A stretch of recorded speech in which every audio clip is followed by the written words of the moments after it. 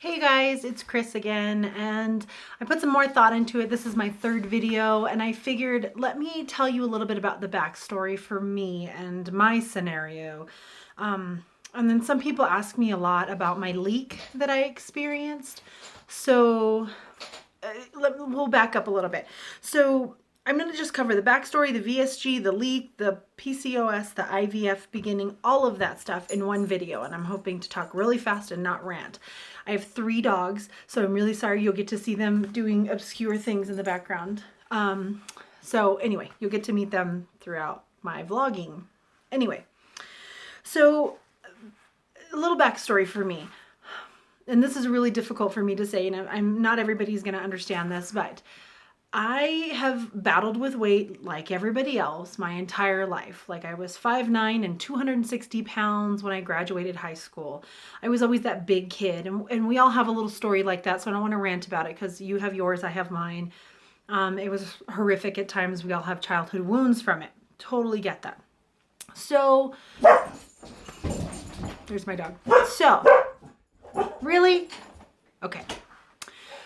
Anyway, throughout my journey and weight loss, I have lost over 100 pounds 3 times, at least 3 times in my life. You know, I'm a gung-ho person. I'm very motivated. I'm a very active fat person is what I would tell people. I'm so active. I'm just you know, it's crazy. I teach belly dancing. Well, I taught for 10 years. I taught belly dancing for I was 315 pounds at the highest weight when I taught belly dancing. And I would have girls say, oh, you know, do I need to gain weight to dance like you? And it's like, no, honey, I'm going to teach you to stick out your hips just a little further, you know? So I'm an active fat person. No big deal. It's all good. Child. I really wanted a child, though. This is my dream. And we go through ups and downs of relationships and finding the one that you love and meeting that person and the daunting physical appearance dreading that we have. And I mean, we all know that. So throughout this journey, I had an opportunity in my life to embark upon a business. And I bought rights and all this stuff and training and everything through a weight loss clinic. And I was able to open one for myself. This clinic was extremely successful, and I loved the idea of the menu plan and the B6 and B12 injections that they had, and the whole concept really fit after the pills and oh my gosh, I've run the gamut with everything, you know, pills and Jenny Craig and all this stuff, you know, and prepackaged meals and all the crap, right? So I needed an answer of there's got to be a way to eat right and lose weight. There's got to be a way to eat right and feel good. This clinic offered that to me. And then I had an opportunity to buy rights up in the northern part of my state. And I opened a clinic and I went through training, and it was amazing. Like, I opened my first clinic in 2006. Awesome. It did so well, and my employee really, really liked it. She was a friend of mine at the time, and she embarked on buying it off of me, my business that I had already created. It was so successful and well established. So she bought it, and then I moved and opened another business in another area in my territory. It was amazing. Enough about the business, though. Like, I taught people how to eat right for the rest of their life. I was their cheerleader. I helped them be successful because I really believed in what I was selling and also what I was doing, because I followed the menu myself. I lost 100 pounds. I kept it off. Did it get to my goal weight? No. Are most of my patients at their goal weight or close to it? Yeah, they were. Most of them were very successful. It's an amazing program. I loved it. The problem is I needed a me, and it was really hard to find somebody to root me on and cheer me on Monday, Wednesday, and Friday. You know, that's when they'd come in and see me, and I needed that. You know, and I talked to patients about their medical histories and so forth. And I had nurses on the program. I had a doctor overseeing the program. It was, you know, I talked about weight loss surgery a lot, and they brought it up to me because some of them have had it. Some of them were considering it. And I would try to deter them from doing that. You know, why would you do that to yourself? And I, you know, wasn't in a place, you know, to accept that that was an option when we had this great program that was so successful. So to make a long story short, that whole economic crash happened in 2007, 2008. My business did really well, kept surviving until about 2010. I lost a couple schools in the small town that I was in, so a big part of my clientele disappeared. I still own the territory, but my husband had an opportunity to take on a job that was pretty much offering pension and retirement and everything else. So we made a decision to move for his job and close my business. That broke my heart. It broke my heart, and I might get emotional because I loved my clinic. I loved my patients. I don't mean to cry. It's just, you put your heart into something. I learned a lot from that. I still could go back into business anytime I want, but I learned a lot that the business did not define who I was. What I did, my job, didn't define who I was or my value. And it took about a year. After I closed the business, I put that 100 pounds back on, plus. I hit about 328 pounds. I was almost to the point where it was rough, really rough, mentally, emotionally, depression, almost suicidal. It was really, really rough at that time. So my husband and I sat down and talked about it, and it was a pretty serious conversation. And I told him, I need some medical help. And we had to just do our research, So I went to a consultation, and there's the bypass and the vertical sleeve gastrectomy and stuff. And there's a lot of information.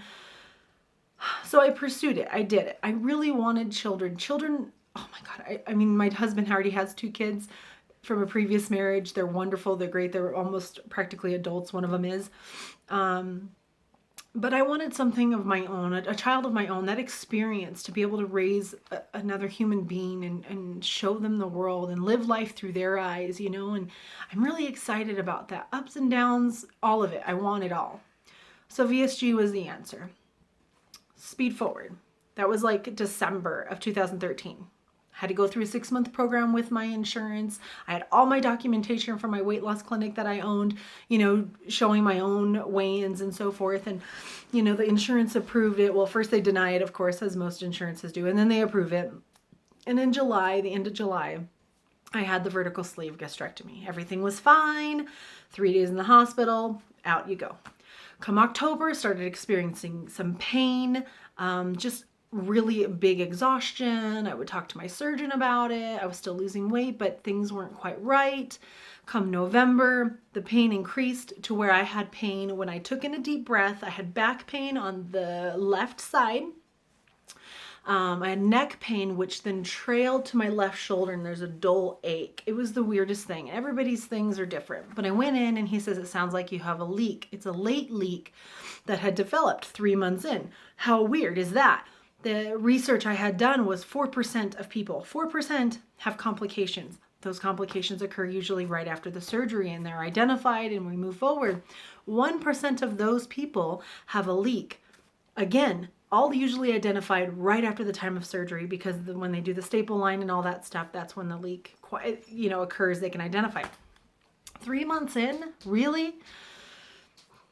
So I was in and out of the hospital. I had surgery after surgery. They had to go in, upper GIs. It was daunting. Upper GIs, they had to remove fluid that was along the outside of my sleeve. It got to the point where I was NPO, the letters NPO, which means no food or drink, like nothing by mouth. And so I had a feeding tube. So first you go for 30 days and you're not eating. So here's a food addict, mind you. I've always been addicted to food. Even down to my weight loss clinic, it was all about food and how to make it work in your body. And here I am now facing the fact that I couldn't eat anything, couldn't drink anything. Like, it was insane. So after having that process for 30 days, it still wasn't healed. Again, upper GI is all this drama. It was crazy. I got to the point where I was staying in the hospital for like 2 weeks, and I'd come out for 2 days, and then I'd go back in because the medications that they would give me over the counter version were not as reactive as when you're in the hospital when it's IV. I was blowing IVs like crazy. It got to the point where I had a PICC line. It was just not fun. Like, they'd see me coming, they're like, oh great, here she comes again, same problem. They have to get an ultrasound guy to put the IV in, and then it would break in a day, bust a vein, whatever. And it was just daunting. So then I had a feeding tube as well, and the feeding tube came out. I wasn't healed yet, so they had to put the feeding tube back in. That was like a whole nother procedure. It was insane. I felt really sick. 3 months.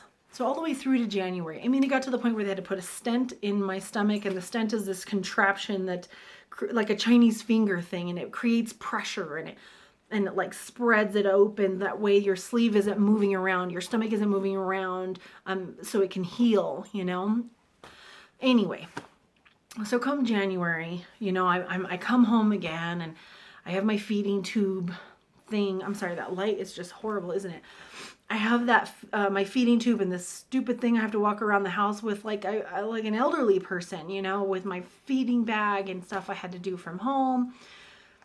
It put a lot of pressure on my family. It put a lot of pressure. My dad lives with us. He's a retired vet, disabled vet. He's here, and it put a pressure on him because he was helping me, my husband.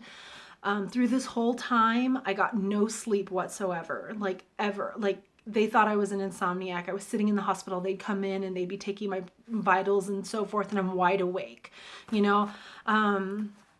It was scary. So enough, I don't want to go too much into the leak, but I want people to know who are watching this in regards to a leak. It was emotionally taxing. Be prepared for that if you're ever diagnosed with a leak. There's nothing you can do about it. You kind of have to let go of control, and you have to trust your surgeon. You have to trust your doctor. You have to trust your team. And I did. It sucked. I was so freaking scared. Every time I came home, I would attempt it for Thanksgiving. I would attempt it for Christmas and New Year's. And I'd come home and I'd be in so much pain. I'd be so scared to tell my family, I need to go back to the hospital because the drugs were better there for me to even just sit. So it's really emotional, and I get emotional now. It's crazy. That was like a year ago, you know, but it sits with you. The emotions are taxing, and the fear of going back because the leak hasn't healed. It was scary. I'm not going to lie to you. But, you know, I feel better now. And there is a light at the end of the tunnel. The nurses used to say, oh, you're so nice. You're like the best patient, because I was always so cheery and happy, even though life completely sucked for me. That was the best thing I could do, was keep my head up and not look so down upon life at the time. I made a choice to have that sleeve done. It was a risk I took. Now I just have to survive the risk. So, all right, moving on. Let's talk about stats. I'm 5'10". Yeah, I gained an inch since graduation. My highest weight was 328 pounds. My surgery weight was 313 pounds. And then my current weight is 230 pounds. The lowest I hit was 226. I keep bouncing between 226 and 230. It's like, whatever. You know, I'm fine with that. You go to the bathroom, number 2, and you lose like 2 pounds. You're good. All right. So I covered the whole reason and everything. Now, okay, let's talk about, I'm covering the whole gamut of things. You're getting the VSG, you're getting the leak, and then you're getting the IVF, all that stuff. As I mentioned, my husband has 2 other kids. One is 20 and one's 17 now. I'm going to be graduating. This is from his previous marriage. Of course, like all men in a happy marriage and so forth, they get a vasectomy. Yay for vasectomies. What is it, like $900 to get, right? Well, here he is now, after the separation of his relationship before, you know, and having met me and so forth. I want to have children. So we talked about it for years. We went down to this Dad's Again in Tucson, this world-renowned surgeon for vasectomy reversals with a 96% success rate. I had a friend of mine go there and had his reversed, and then he and his wife got pregnant within 3 months. So I was like, okay, we can do this. It was like $7,000-$8,000. And we made payments towards it. Payments and payments and payments for years. Payments and payments. I'm 36 now. We finally got it done in April of last year, 2015. So we got it done. And of course, the doctor tells me over and over again, you know, how it's now $10,000 for this procedure. You're saving so much money. And I'm like, yeah. And it took us like 3-4 years to pay you just to get it this far. But anyway, doctor was great. Surgery went great. Of course, it sucks for him. I mean, men can understand that that's not a fun procedure. He had to have a bypass on both sides. a bypass meaning that they couldn't go line to line where they cut it originally, line to line. What happens is, oh, the line doesn't work, let's go here. Oh, but that didn't quite work because the sperm wasn't that good. So then they're like, let's go here. So they did a bypass to here down to the scrotum on both sides. So the doctor wasn't too concerned. He says with bypass, though, it could take up to a year for it to fully heal, the swelling to go down, and this tiny little hole, like the size of the end of a pin, to allow the sperm to come through. Yay. So here we are, almost the end of January, not quite a year yet later, and the freeway is not open yet. Not fun for me. But you know, what are you going to do? He's taking all the supplements and everything. Okay. That's where we're at there. So our doctor, his doctor, I should say, his doctor from Dad's again, Dr. Marks, amazing guy, says, you know, I have a girl that'll get you pregnant, though. If you're in a hurry and you don't want to wait for this to heal, you know, go to see the doctor, Dr. Behera at Bloom again. That's where he referred us. So we went there. You can see our consultation on another video. Let's see. I think I have my notes. I'm looking at my notes. So I talked about going back to work was interesting. I have a little note here, going back to work and fitting into life again, and the constant fear of leak returning. That was scary. Muscle atrophy, when you're in the hospital for 3, almost 4 months, it's crazy how quickly you could easily lose your muscle, especially on a feeding tube.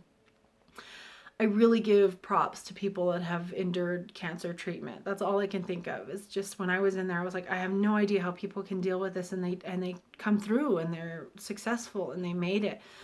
I wouldn't wish it upon my enemy, though. I'll tell you that. Going back into life was interesting. I was scared all the time that I was broken. You know, like my leak, it would define whether or not I could function or not. It was my whole life. Like anytime I would interact with people, it was all about the leak. It was all about, I survived the leak. I was in the hospital for 4 months. I'm still not quite there, blah, blah, blah, blah, blah. Like your whole mind wraps around that. And you know, there is life. I promise you, there's life. If you're going through it, there is life after a leak. I promise. You will get back to it. You will feel like yourself again, and you'll just keep going. You have to start pushing through it. I started doing push-ups at work. My work is amazing. They are so kind and supportive, and I work in a nonprofit that's amazing. We stop every hour or two and do 10 push-ups and do a 2-minute wall sit and do whatever. We always do something. And they were so supportive of me because they're like, just do 1 push-up, just do 2, just do whatever you can do, just start. And I'm so grateful because here we are, you know, 8 months later of going back to work, and I'm rocking it at work. I'm like, this is awesome. So let's see. Oh yes, hydration, protein, and exhaustion. So I get exhausted a lot and easily. And if you ever met me, I am a big bundle of energy. I still am, and I have these huge spurts throughout the day that I'm just so energetic and animated, and I'm like your total Leo excited puppy dog, you know, over everything. I get excited over the smallest things because it's awesome. Life is freaking awesome. You have to approach it that way. But when I get home and after my dogs are all crazy from visiting and excited that I'm home, like I'm toast. I'm to the point where sometimes getting off the couch to get something to drink is just a chore. And it's insane how quickly your body just goes, whoo. So that was a big one. If you don't hydrate yourself after the vertical sleeve or any weight loss surgery, you will immediately be exhausted. And it takes days. It's insane. It takes days of drinking regularly to get yourself back. I'm like, wow, I was drinking good today, but I'm still tired, you know? And then if I don't drink good the next day, it's like I'm back to negative again. Like I can't even tell you enough to drink. Take your supplements. Good news is having the weight loss surgery, I'm on a buttload of supplements, all chewables for the most part, but I would take a prenatal because it's better and make sure it has DHA in it and folic acid. Yay for us. And I was already doing that. Vitamin D is a huge one. Vitamin B is a huge one. B12. What else am I taking? I have like probiotic chewables. Really? They do not need to be barking right now. Hey, no barking. Okay. So if you're considering weight loss surgery or if you had it, take it seriously about your supplements and your hydration. Another issue I've had ever since I had the surgery from July 2014, I have yet to drink some water. It sucks. I'm a rarity. I talk to people on Facebook all the time. I can't drink water. I have to drink stupid drinks. Remember when we were like heavy and we'd look back and we'd be like, oh, all I drink is Pepsi and all I drink is this crap or whatever. When that's all you have and you don't have, like, I really love a glass of ice water and I can't have it. Like my sleeve, I named her LaShonda because she's like, she kicks that crap right back up. Oh my gosh, greasy food, right back up. I can't do it. I'm a year and a half post-op and yeah, it sucks not having water. What else can I tell you? You know, I'm not going to lie to you, you know. Bowel movements are fun post-surgery. You know, either you're extremely constipated or you're completely in the bathroom with diarrhea. Nothing's ever consistent. So it's the risks you take. It's the life you're going to lead, and can you handle it and can you not handle it? You know, I'm grateful. I feel so much better though, energy-wise. If I can just stay on my hydration, I think I would be great. Because I'm doing all this working out and all this stuff, but hydration and protein. Woo, protein. I'm only supposed to get 60 grams of protein a day per my doctor, my nutritionist and so forth. 60 grams before surgery is like nothing. You could easily get that. Well, post-surgery, it's a whole lot of yogurt and cheese and chicken, and it's just meat. Every time you turn around, you're eating eggs. I incorporate beans. I had tofu the other night. Protein becomes your life, let me tell you. Okay, let's see. IVF. So watch my other videos for the updates. I'm going to do a whole nother update about insurance and things like that. Based off of my surgery, my experience, and my ups and downs with my business, and you know, the fear of failure that we all have to deal with, the fear of losing control. You know, I'm a major control type A personality. I'm all about Excel spreadsheets and data and everything, you know. I do stage managing and production managing for theatrical shows and musicals and stuff. I'm, you know, very multitasking kind of person. So to have this weight loss surgery and then lose control, especially in the hospital, was extremely difficult. You know, to trust other people to be able to do it right was difficult. I didn't have the knowledge to know what the right answer was, you know. It's scary. Hi, Rio. This is my dog, Rio. One of them. Hi, Rio. French Brittany. We also help with the Brittany rescue too. I love them. But anyway, so we're all about hunting Brittany dogs. They're awesome. They're awesome. Good boy. You're a good boy. So, control is the other thing I was going to tell you. It's been difficult for me with control. And now we're moving into another stage with IVF, and there are a lot of variables that are going to keep coming up. And I watch all these videos and they're like, roll with the punches, you know, be prepared to be flexible with your time and stuff. And I'm like, yeah, we're 3 hours away from our fertility clinic.